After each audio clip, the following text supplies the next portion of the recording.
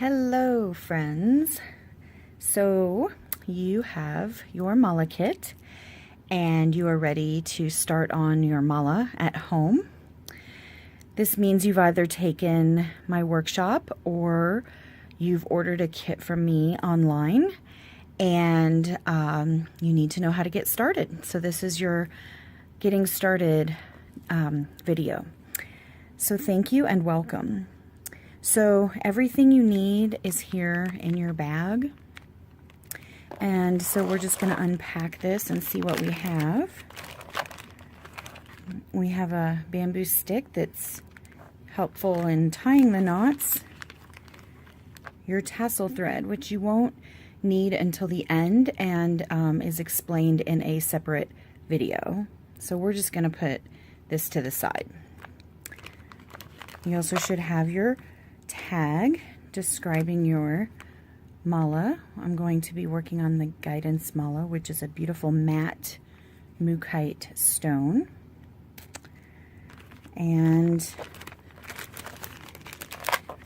in your kit at home, you're also going to have a needle, which is used to put on the tassel, and a guru bead, which you either chose yourself or I included with your kit.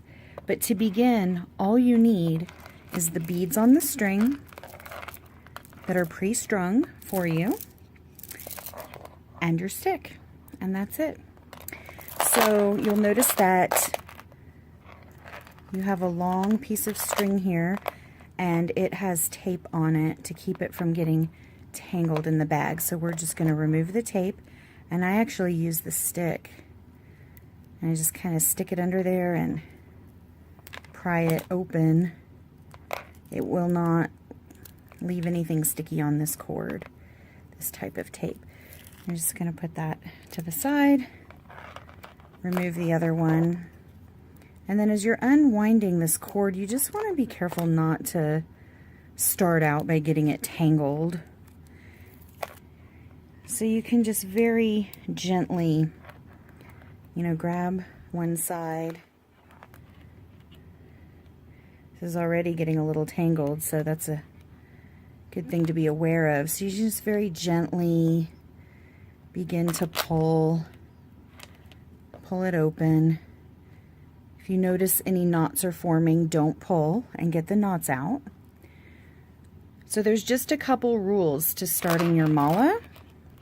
One is if you see a knot that you don't like, it's either too big or it's a little off. You're working with this double string here, so maybe one of your strings is longer than the other, like this, and it's creating a kind of a bubble in the string. Or if you notice that it's not close enough to the bead that you're working on, then whatever you do, just don't pull. Stop, get the knot out, and then continue. If you pull it tight, it's much harder to get those knots out. The other thing you need to be aware of when beginning is that this is called the tail side of your mala. I call it the tail just because it looks like it has these two little tails here. You are not going to work on this end. If you start tying your knots here, you're not going to have any room here to tie your tassel on at the end. This is just too short. So we do not work on the tail side. We work on what I call the loop side. So I'll slide this cord down so that we can take a good look at that. The loop side is called that because there's already a knot here tied in your string. That's supposed to be there. Do not take it out.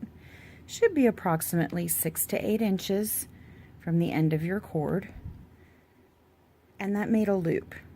So you have this nice loop here at one end. So I'm going to call this the loop side. This is going to be very important when you're tying your tassel and putting on your guru bead. And that again is explained in a separate video. So what you're going to do is you're going to slide one bead at a time all the way down to this knot. And at first, takes a little while because they're so far away. So you just, getting a little snagged. So I'm going to be gentle. There we go.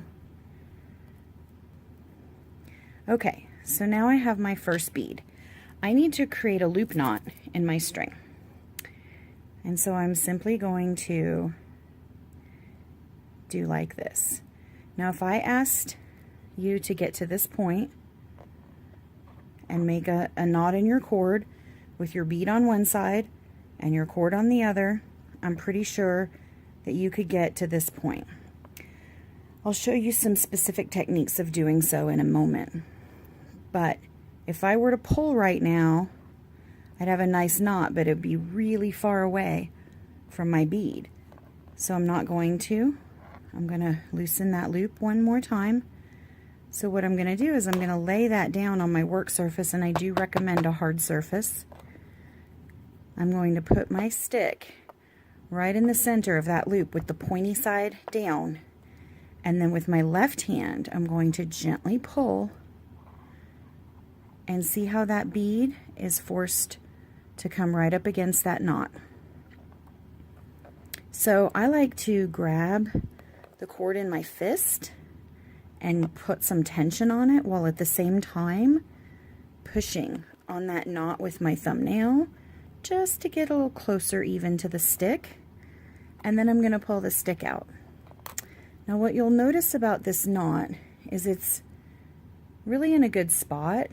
It's really close to the bead, but it's a little bit fat and kind of loose. So to tighten up your knot, you're simply going to separate your two cords and yank. And you can yank pretty hard. And as you can see, after you yank, that knot is very small and very tight, and this bead is not wiggling at all. Now, if you're new to mala making, something that you need to understand is that it is okay to have a little bit of wiggle room here between your two knots. Your mala does not have to be perfect. In fact, most of them are imperfect in some way. And that's just fine. In fact, it's kind of beautiful to think about something so powerful and something so beautiful not being perfect. So I'm going to tie another knot for you now. So you're going to pull. Once again, I'm getting a little snag right there. That's okay. Gently pull. Always gently, otherwise you can really get yourself all knotted up. So now I have my second bead, as you can see, up against that knot.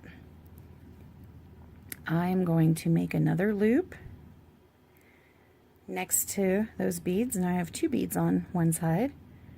I'm going to lay it down, put my stick in, and gently pull, grabbing onto that cord, pushing the knot with my thumbnail, separate and yank. And you only have to do this 108 times. But it's a beautiful process. It's very meditative and very soothing. And each time that you tie a knot and slide a bead, I would encourage you to reinforce your intentions. Say a mantra or a prayer or an affirmation with each knot, so that you are literally tying in your intentions, your prayers for your life. Words of support, words of wisdom. It's a beautiful process, and it's a beautiful practice to make the mala, as well as a beautiful practice to meditate with the mala. Separate and pull.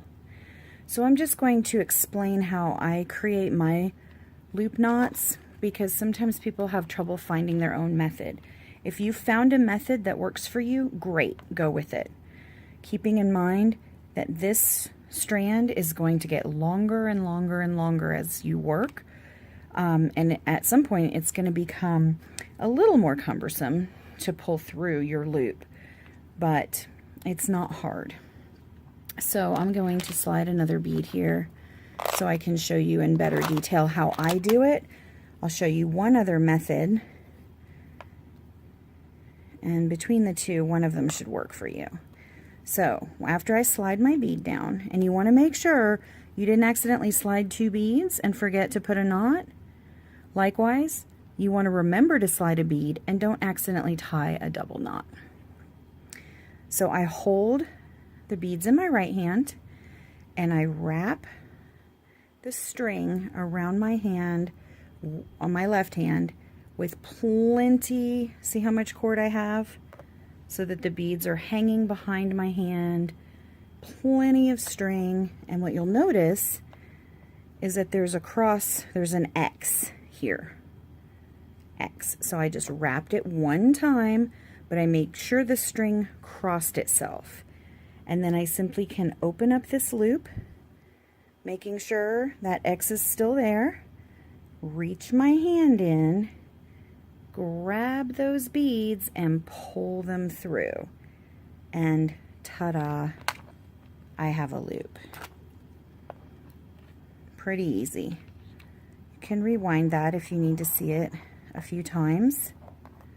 So I'll finish this one and then I'll show you one other way that my son actually came up with in his own genius way. So once again, remember to slide a bead. Oops. Okay, so his method is like this. You set your beads down and kind of like a foot away from your beads, you put the string over your hand, palm up, grab it and twist it to where it crosses. See where the X is? And then you literally just pinch the X with your left hand. Put your hand right in that hole, grab in a big handful your beads and pull them through. Ta-da, you have a loop. I'll do that one more time just to show one other method. This is actually my favorite method, and if I wasn't so used to doing it the other way with my muscle memory, I would be doing it this way. I just have been doing it for too long by the time I learned that way. So again, you slide your bead down. See how I'm getting those nice little knots in between the beads? Looking really pretty. Again, set your beads down about a foot away from where you're working. Put the string over your hand, grab it, one twist. With your other hand, grab that X, reach through, grab your beads, and pull them through. And this is great when you have a big, long snake of beads here, and you need to pick them up in a handful. And then do this. Sometimes people like to take their stick, still within that loop, and actually set it next to the beads. That's okay too.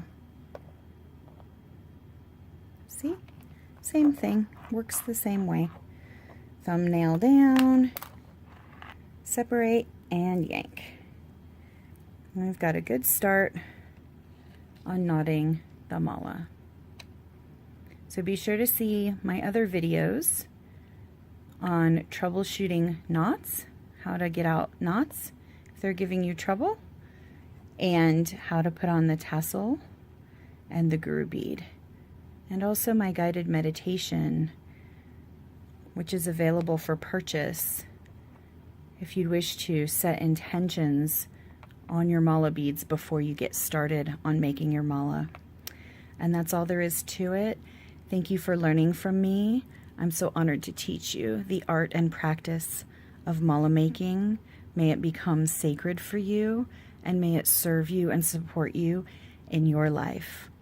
In deep gratitude. Namaste.